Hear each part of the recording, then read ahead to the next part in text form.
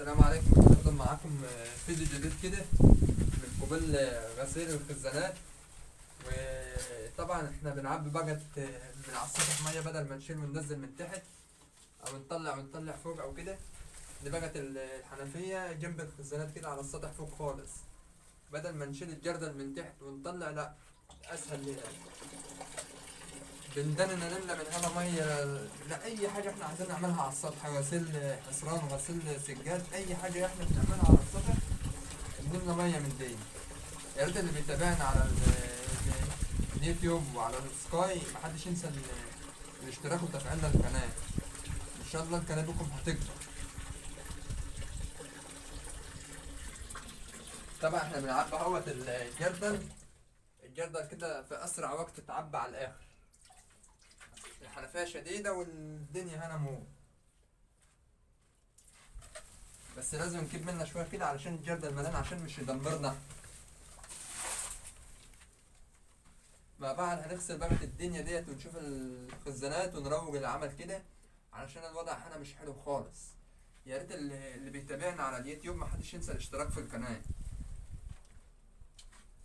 اللي جاي هيكون احلى من اللي عدى بكتير. النهارده يوم الجمعه، طبعا بدل ما نريح جسمنا ونرتاح يوم اجازه كده من نفسنا، لا انا ما فيش راحه خالص، ما فيش يوم راحه خالص. حتى يوم الجمعه برضك انا شغال. ودي برضك الجردل اللي في الماء زي ما حضراتكم شايفين كده اهو، والحنفيه اللي انا بملى منها دي طبعا بقت وانا على السطح اهوت الخزانات وكده. اما بسم الله ما شاء الله 3 خزانات يا جماعه، دي واحده اهو والتاني فرح منا برضك والتالت من الناحيه التانيه. بس احنا هنبدا بدوب الغسيل الاول كده، ايه، ننضفه كده على رواجايه عشان يبقى الدنيا حلوه معانا.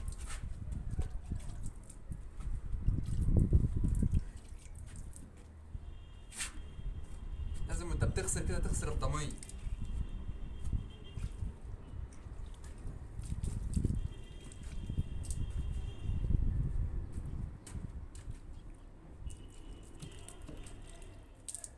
غسيل الخزانات سهل وكل حاجه، بس علشان عليها حفار كتير الوضع مش حلو.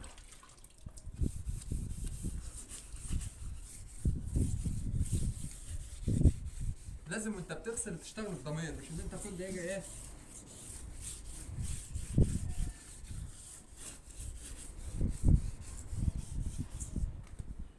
الغسيل سهل وكل حاجه، بس لو كيس بريد بس علشان محلات قافله ما احناش مش عارفين نجيب بريد، يعني عشان كده انا بحب انضف كده اول باول واروج الدنيا، تفضل الخزانات كده نظيفه معاك على طول.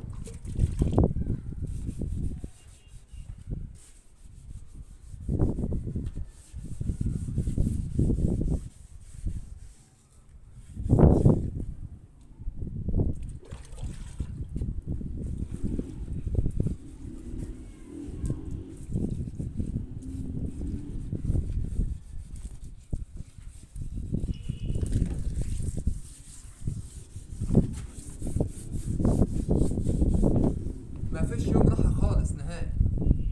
حتى يوم الجمعه اللي احنا بنقعدها ما بنرتاحش فيه، بنقعد نظبط الدنيا كده مع بعض.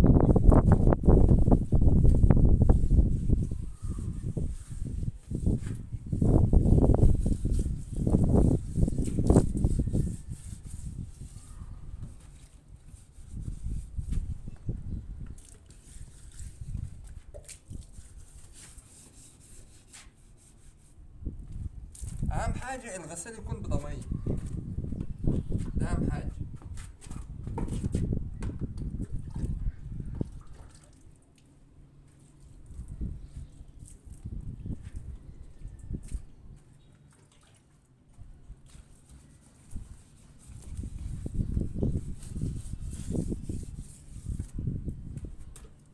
الخزانات علشان مش بتتغسل من زمان متلصة تراب ومتلصة حفار ومتلصة حاجات كتير جوه. يا ريت اللي بيتابعنا يكتب لنا في التعليقات كده غسلنا عامله ايه. الحبايب اللي بتشوفنا على اليوتيوب، كليتنا ان شاء الله نبقى مع بعض كده ايد واحده ونوصل كليتنا بيكم بعد ربنا ان شاء الله، ربنا يوفقنا كده وبكم بالجميع كله وبالجمهور والحبايب اللي معانا. القناه بتاعتها هتكبر. دي مش فيها استعجال يا جماعه.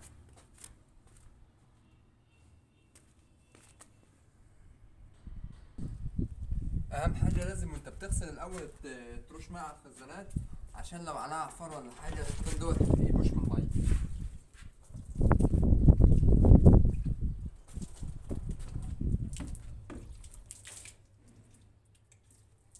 لازم تبوش الطين ده الاول بالميه، وبعد كده تمسك الخزان تفركه حيل.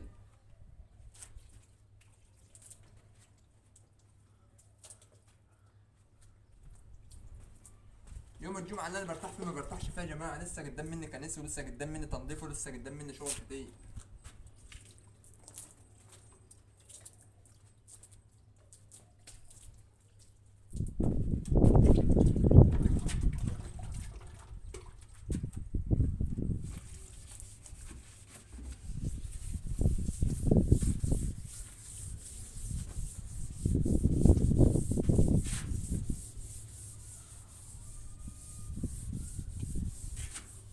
الناس اللي بتكتب لنا في التعليقات نشوف منهم تعليقات حلوه كده.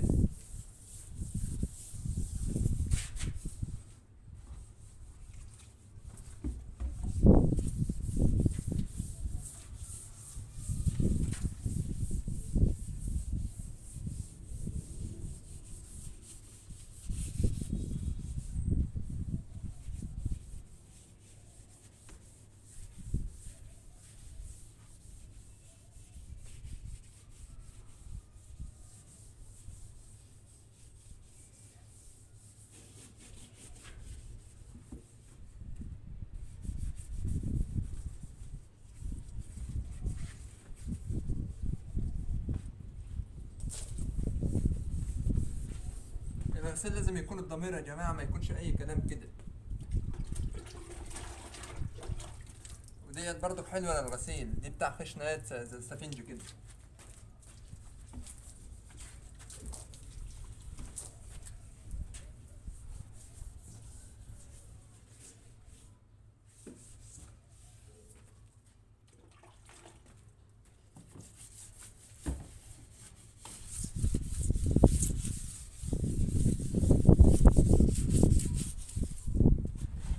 الخزانات عشان ما اتغسلتش من زمان متدهن.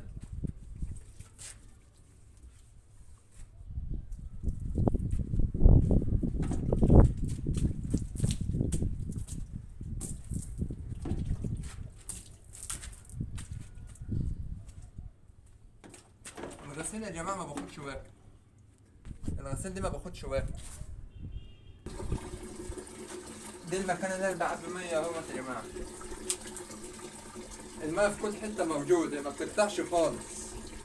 يعني بالصلاه على النبي شوف، الواحد يشرب منها مباشر من الخزان. اي يا ريت الحبايب اللي بتكتب لنا في التعليقات كده، عايزين نشوف تعليقاتهم على طول كده وتتابعونا كده في الفيديوهات اللي جايه. زي ما حضراتكم شايفين بقى، دي كنت عاملها علشان الدرع على اي ميه او اي حاجه محطوطه هنا، قامت ساقطه من الهواء. دي بقت غاب زي ما انتم شايفين كده، يعني في كل حته فيها حاجات اهي. دي بقت بعد ما خلصت اهوت الجردل، في ثانيه الجردل بتتملى يا جماعه، في ثانيه بدل ما اشيل من تحت واطلع فوق واعمل ان انا مثلا اشيل ولا اتعب في نفسي، لا عملنا هنا حنفيه تبقى للغسيل وللتنظيف وللتشطيف. لو مثلا عايزين تغسلوا حصران، عايزين تغسلوا ممكن او كده، او اي حاجه انتوا عايزين تغسلوها، بدل ما نجيب ميه من هنا من تحت ونطلع فوق على السطح خالص، او مثلا ننزل تحت ولا نطلع خرطوم او كده، لا خلينا السباك بقى يدخل لنا الحنفيه مباشر في الميه هنا كده في الخزان مباشر. يعني الماء اللي جاي ديت جاي من الخزان مباشر يا جماعه. دي بقت الخزان الكبير اللي هو مترين. احنا غسلنا الاتنين السمر على السريع كده تشطيفه كده من بره، بس مش عارف ان انا انزل جوه علشان ملانين ميه. انا بغسلهم من بره اهو من الاول علشان قدام يعني ما يفضوا كده من الميه ان شاء الله اقوم داخل جوه ومغسلهم غسيل حلو برضه. انا هبعد انا بقعد كده علشان ايه اغسل خزان، بس مش عارف بقى الصوت هيكون واضح عندكم ولا لا. الكيس دوت يا جماعه مش ليه صنف اللازمه خالص، دي مش ليه صنف اللازمه يعني. الكيس ده محطوط بس ايه، بس ما بيحميش حاجه.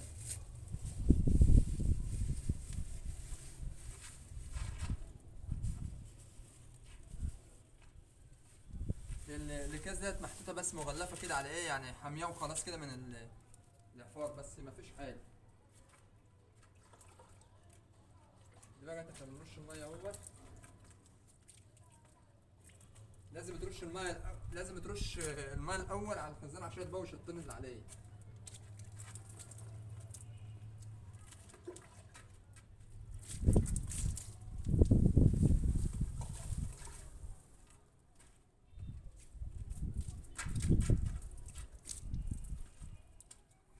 يا ريت كليتنا نتابع القناه سوا.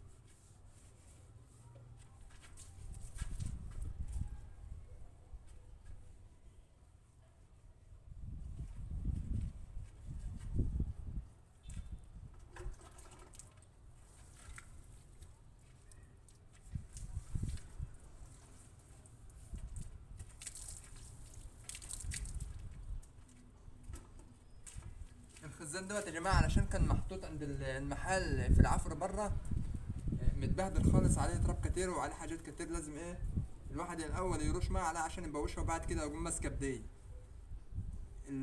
الغسيل يعني احنا بين الظهر والعصر اهوت، بعد ما طلعنا من صلاه الجمعه يا دوبك الواحد اتغدى وقام طالع فوق، ظبط الدنيا زي ما حضراتكم شايفين كده.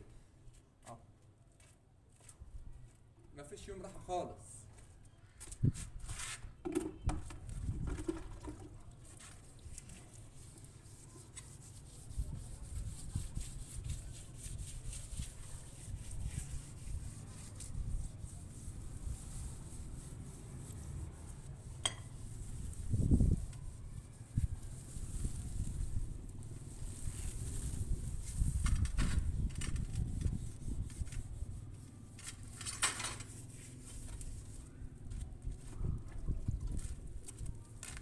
الخزان كمان ابيض، الطين باين فيه جو، العفار باين فيه جو.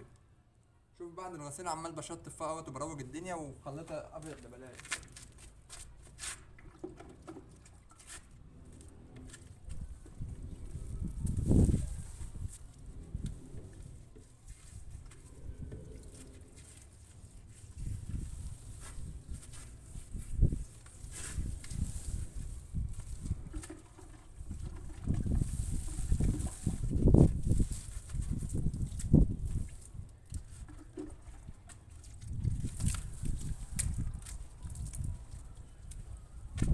كان متبهدل وكان متلحوس لحبسه جامده. يا ريت الحبايب بقت بعد التعب اللي احنا بنتعب دوت الكل يشاركنا في الخزانات.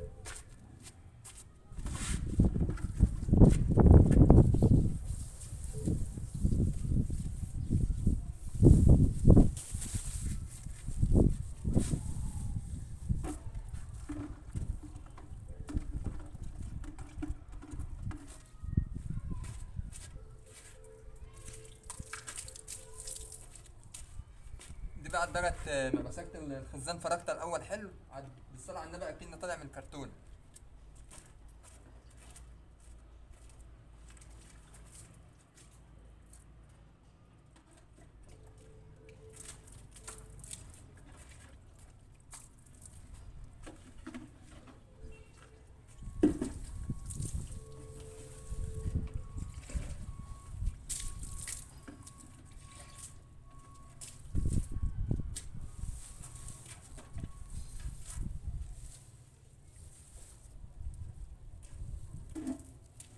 الخزان في اسرع وقت الغسل والتنظيف يعني حاجه من الاخر. زي ما حضراتكم شايفين كده فركان وغسيل وتنظيف، لو كل حاجه هي خلصت على النهايه كده بقى هنجيب كمان جردل ونشطف فوق بس على كده، وننزل وننزل تحت بقى السلم محتاج ترويج ومحتاج كنيس، والاوضه اللي تحت برضك عايزه تتنضف.